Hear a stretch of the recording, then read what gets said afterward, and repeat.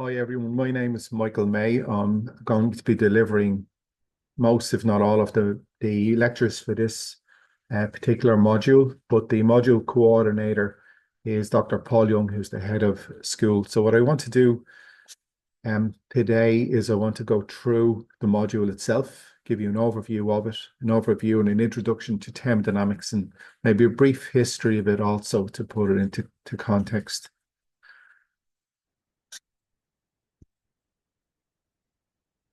So this is the learning outcomes, what you're expected to learn from the module itself. Most of this won't make much sense to you at the moment, but hopefully in time it will. So basically we're going to interpret thermodynamic tables, describe thermodynamic processes, characterize energy transfer by work and heat, understand and apply first and second laws of thermodynamics, and understand and describe a range of power and refrigeration cycles.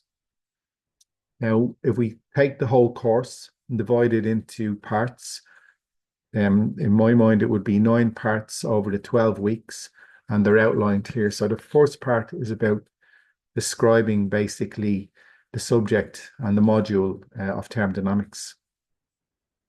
We will then go through terms and definitions in part 2 that relate to it and need to be understood before we can deeply understand the deeper parts of the module itself. Thermodynamics is about energy and energy transfer through work and heat. So we need to explain what that means in part 3.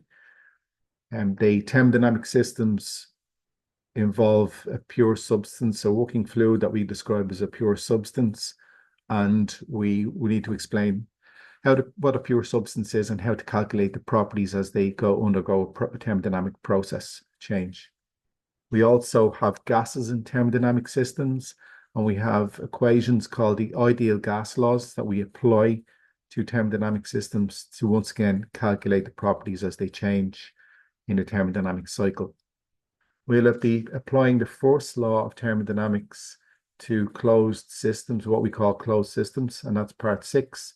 We'll be applying the first law to open systems, and that's basically part 7 that we describe as conservation of mass and energy. And then we will introduce the second law of thermodynamics in part 8, and then renewable energy, which is really the future of a lot of thermodynamic systems, part 9 to finish. As you can see, I've got chapters at the end of each of these parts, and they refer to this book, Thermodynamics, an Engineering Approach by Sengal and Bowles. So this link here will be put up on loop, so you can click on it and get an online version of that book, or you can maybe buy it on Amazon for about 50 euros. We'll be covering maybe half of the book, about the first 6 chapters or less. So, but if you want a broader, deeper knowledge on the subject, you can get that from that book. We have the timetable. We have a lecture on the Tuesday in SA 301 for an hour. Wednesday is the tutorial, could be subjected to change depending on whether we've covered enough information.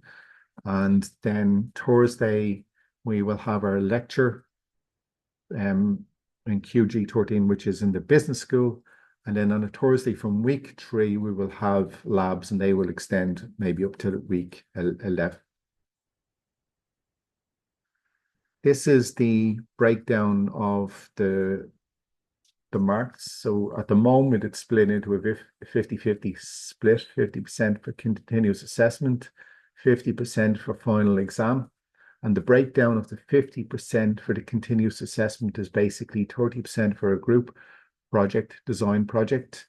You've got 30% for your lab assignment, 30% for formal loop quizzes, be 2 of them, one around week 6 and another one around week 10. So they're like mini exams. And if you attempt the tutorial quizzes on a weekly basis, you can get up to 10% of your continuous assessment marks.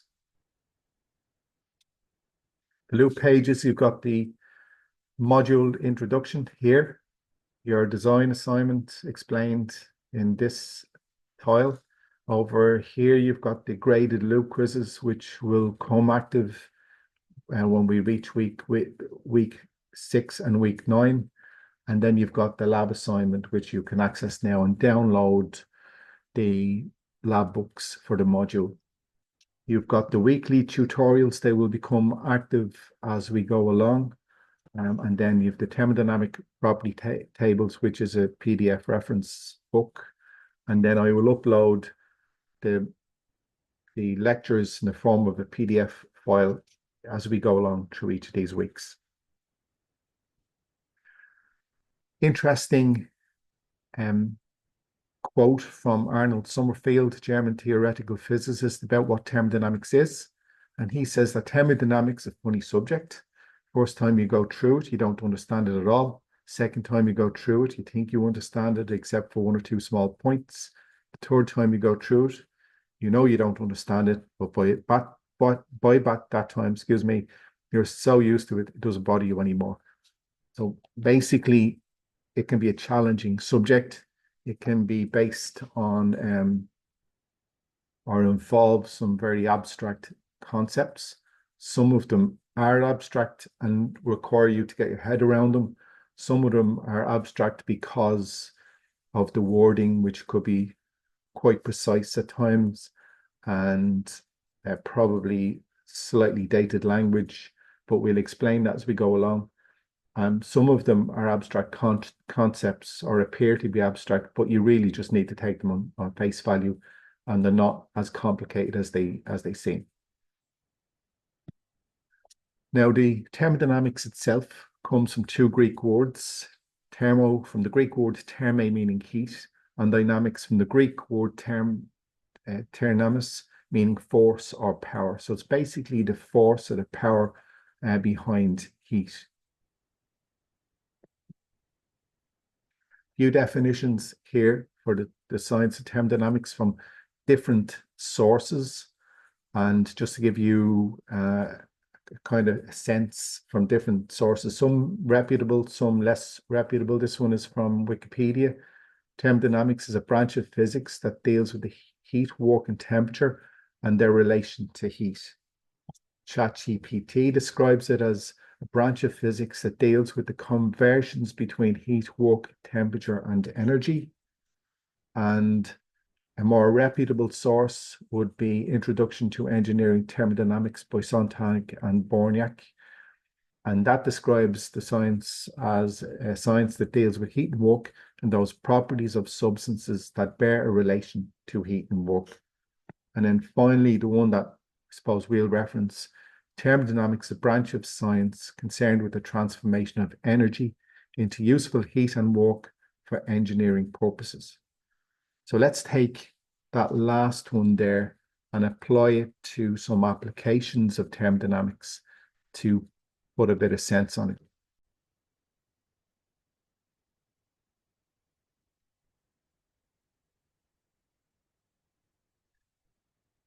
So one of the main applications of thermodynamics is in the power generating industry. This is a simple schematic diagram of a power plant. So what you have is a boiler, and what we do is we boil up water in the boiler. The superheated steam, the energy in it drives the turbine blades. They're connected to a shaft, which is coupled to a generator and produces electricity for the grid. The waste energy in the steam is basically condensed back down to liquid in the condenser and pumped back to the boiler again for the cycle to be repeated. Now, if we apply the definition of thermodynamics to this system, it's a branch of science concerned with the transformation of energy, which in general is fossil fuels in the form of coal, oil, and gas, or maybe nuclear reaction. That's used to heat up the water in the boiler. So a branch of science concerned with the transformation of energy, the coal, oil, or gas, into heat in the boiler and work from the turbine for engineering purposes, which is to produce electricity. The video footage is what we call is the power plant in Dublin, the Poolbeg power station, and the Poolbeg Peninsula down in Rings End. That was commissioned around 1970, decommissioned in 2010, and has been replaced by a new power station called the Poolbeg CCGT. So CCGT is combined cycle gas turbine. So basically what they've done is they replaced the turbine here with a more efficient modern version of it, and that's the new power station down in Poolbeg Peninsula down there, and that generates most of the energy for the Dublin region, and that is a thermodynamic system. The thermodynamic systems, the renewable energies, are also thermodynamic systems. Back in the 20th century, most of our renewable energy came in the form of hydropower. So we see the Hoover Dam there, which was the tallest built hydropower station in the world at the time.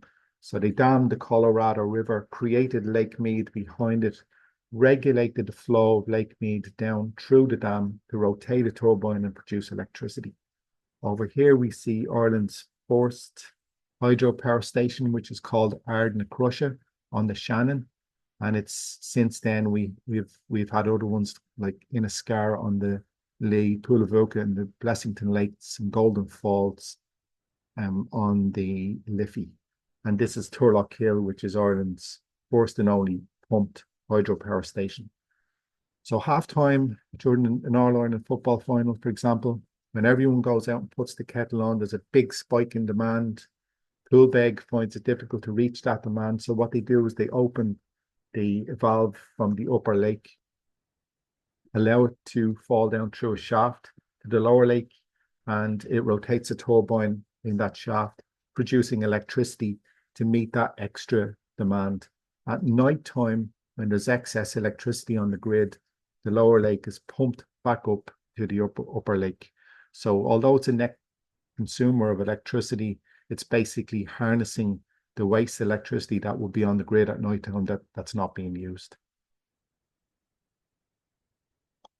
Rather, large wind farms are usually sited in relatively unpopulated rural areas. Tehachapi, California, Roscoe, Texas, Balco, Oklahoma. Out of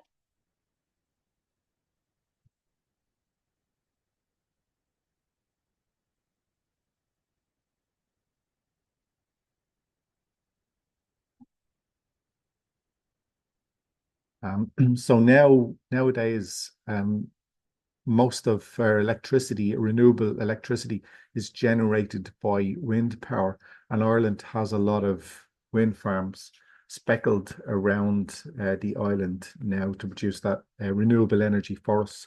We're also producing solar farms, harness the energy from solar power, and then there's geothermal energy, which takes energy from the Earth's core, basically, and we use it either for heating purposes or to generate electricity directly as well.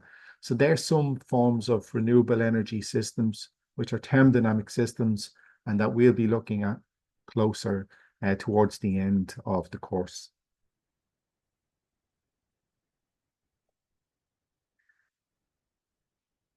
Thermodynamics is also involved in all of the modern forms of transport. So here we see, for example, the internal combustion engine of a car, and we apply the definition of thermodynamics. It's a branch of science concerned with the transformation of energy, which is the petrol or diesel, into useful heat during the combustion process and work during the expansion of the piston, and for engineering purposes, and that's to drive the car forward. So that linear motion is turned into rotary motion in the crankshaft to move the car forward. This is the Otto cycle. It describes the processes involved in the thermodynamic cycle of the internal combustion engine for a petrol engine, and we'll look at those kind of cycles later on in the course as well. If we look at the rocket, once again applying the definition for thermodynamics, it's a branch of science concerned with the transformation of energy, which is hydrogen-based fuel, into useful heat that you can see there, and work, which is the motion of the rocket. for engineering purposes, and that's for transport reasons.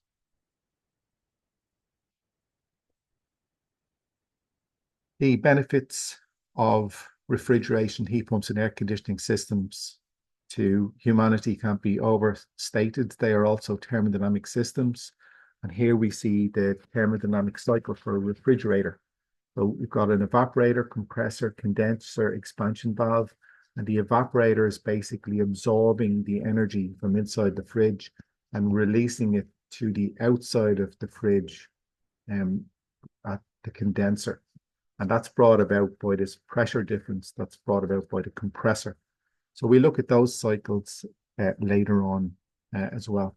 So other engineering applications you'll find of thermodynamics, you'll find thermodynamic systems involved in all kinds of industrial processes, whether you're dealing with food, pharmaceuticals, petroleum industries, and so on.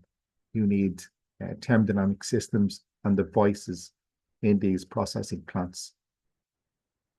So what I'd like to do now is give you a quick overview of the history of thermodynamics. This doesn't involve all of the contributors, just a snapshot of some of the main contributors throughout time to just see how this science evolved and to give you a deeper understanding of how the science came about. So over time, people struggled with the idea of why things heated up and cooled down, what that meant, and how to measure it. So if we go back to maybe the 16th century to a scientist called Galileo, who was an astronomer, a mathematician, a physicist, but he came up with the very first heat sensing device, which was called a thermoscope. And the thermoscope, you basically had a vessel like this with a solution of alcohol and water in it. And as the temperature rose, increased, the solution would go up and down the tube in response to the temperature change. It didn't identify the temperature, the actual value of the temperature, but it just sensed the temperature change. We move on to the 17th century, and the very first formation of one of the gas laws was done by Robert Boyle, who lived in County Waterford. He was an Irishman, and he noticed that when you compress a gas, for example, in a cylinder like this, as the volume decreased, the pressure increased. And that came up with at constant temperature, and that formulated basically the first gas law, which was called Boyle's law, which simply states that pressure is proportional to the inverse of the volume. And that ultimately led to the formation of the other gas laws, which help us describe the relationship between the various properties of a gas as it undergoes a thermodynamic cycle. In the 18th century, around the 1700s, Daniel Gabriel Fahrenheit developed the very first thermometer, which was another temperature sensing device, but this time it was graduated with the Fahrenheit scale, the very first temperature scale. And the Fahrenheit scale sets the zero reference at a temperature of a solution of ammonium chloride and alcohol, I think it was, or salt water. And as and basically that was our very first temperature sensing device, our very first temperature scale. And since then, we've had other temperature scales as well. We go on to the 18th century, and Thomas Newcomen, he invented the first piston-operated steam engine in around 1712. It's called a Newcomen atmospheric engine. So basically what happens is you heat up coal in this furnace and it boils water. You release the steam into this piston cylinder device. And as you do, the piston moves up and the rocker arm rotates and the piston goes down. Then you release water into the steam and it condenses down to a liquid and creates a partial vacuum on the lower side of the piston. And on the other side of the piston, you have atmospheric pressure. So that pushes down against the vacuum. and the rocker arm goes the other way and the piston comes up. So what you have is you have a semi-automatic steam engine that's basically used as a water pump for pumping water from the ground.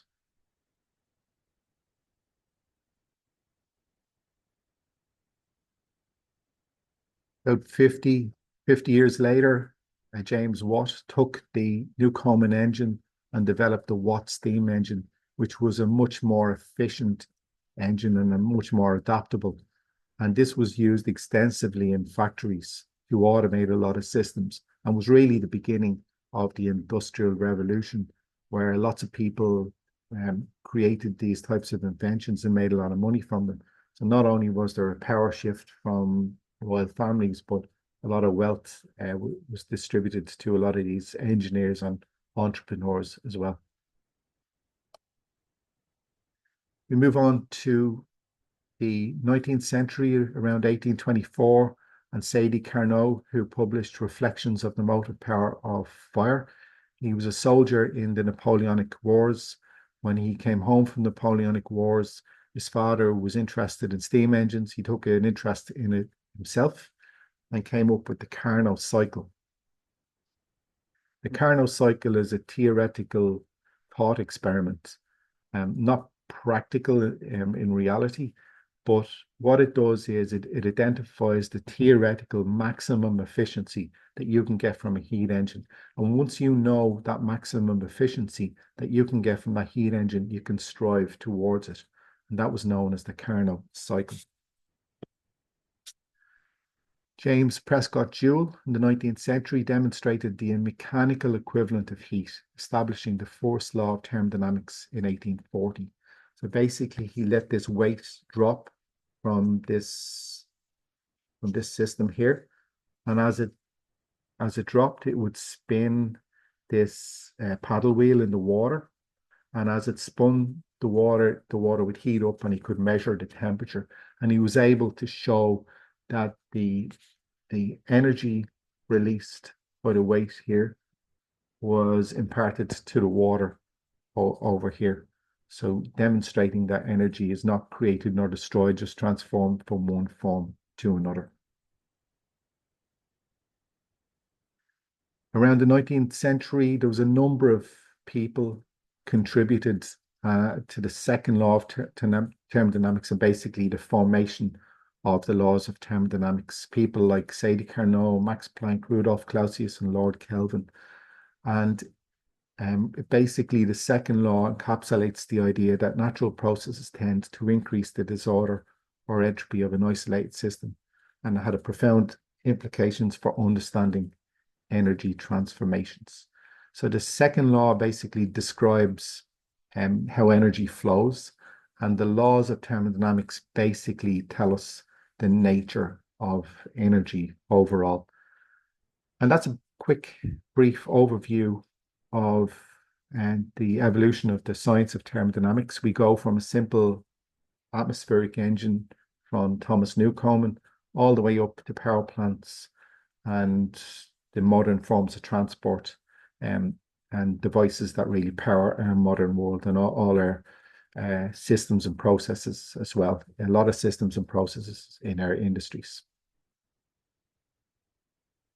So what I'd like to do now is just briefly go through the laws of thermodynamics, and that will be enough for part one of the course.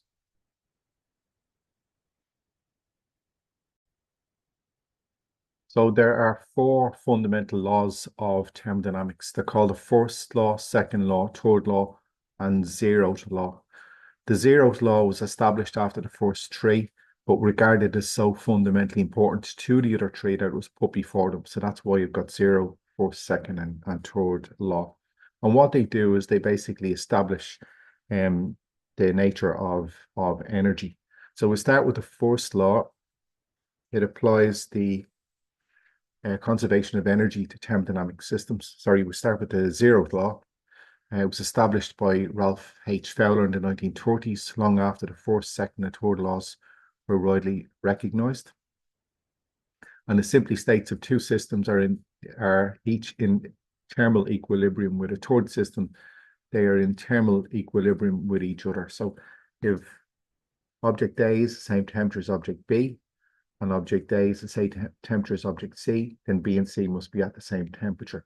So basically we could replace object A with a thermometer, calibrate it against object B, and go and measure object C. So it really establishes temperature as a fundamental measurable property of matter. We knew that this was the case before this, but for many years, but this zeroth law actually establishes that and lets us know what we were doing up to this point was right. So the first law, also known as the law of energy conservation, states that energy cannot be created or destroyed in an isolated system. Instead, it can only be transformed from one form to another. So the statement is energy cannot be created or destroyed, only transferred or converted from one form to another. If we describe the equation, it's the total energy entering the system minus the total energy leaving the system equals the change in energy of the system. And mathematically, it can be expressed this way. The second law basically describes the direction that energy can take. And one simple way of explaining how energy moves is from a high temperature to a low temperature. So if you have a warm room and a cold room, open the door between them, we know that the energy is going to move from the warm room to the cold room and not vice versa. Same with the cup of coffee. In a room that's maybe 20 degrees, we know that a cup of coffee is going to cool down. And it doesn't matter how long we wait, the energy that was lost by the cup of coffee is not going to spontaneously find its way back in there and heat it back up. And that's basically the second law. It's a little bit more expansive than that. There's been different statements of the second law that really apply to thermodynamic systems. We will be covering them in part 8 of the course. But those two statements are the Clausius statement and the Kelvin Planck statement. Heat cannot spontaneously flow from a colder body to a hotter body, and it's impossible to convert all the heat from a thermal reservoir into work without any other effect. In other words, no heat engine can be 100% efficient. They're abbreviations of those statements, and we will explain them later on in the course. The second law also introduces the concept of entropy, a measure of the disorder or randomness in the system. So scientists sometimes refer to entropy as chaos and disorder, and engineers describe it as energy that's not available for work. So the second law statement that relates to entropy states in any energy transfer or transformation, the total entropy disorder of an isolated system can never decrease. Entropy tends to increase, leading to the concept of irreversibility. And the third law basically tells us that entropy is something that we have to live with in our systems. So if we wanted to reduce entropy altogether, we would have to bring the temperature down to absolute zero. So there's no microscopic kinetic energy in a substance. But we know that we can't bring temperature down to absolute zero. So that means that we always have entropy to deal with. So another way of describing entropy, it's a thermodynamic property representing the unavailability of a system's thermal energy for conversion into mechanical work, often interpreted as the degree of disorder or randomness in the system. The second law states that entropy will always increase with time. One implication of the third law is that absolute zero cannot be reached. As a system approaches absolute zero, it becomes increasingly difficult to remove additional energy, making it practically unattainable. So in systems, there's energy there that we can't use and turn it into work. But if we can minimize the amount of entropy in the system, then we can improve the efficiencies of our system. But unfortunately, we can't eliminate it altogether. In other words, we can't make our systems 100% efficient. So they're the laws, the 4 laws of thermodynamics. The 0th, 4th, 2nd, and 3rd law, they basically describe the nature of energy. And once we can understand the laws, we can understand a lot of the thermodynamic systems. Thank you.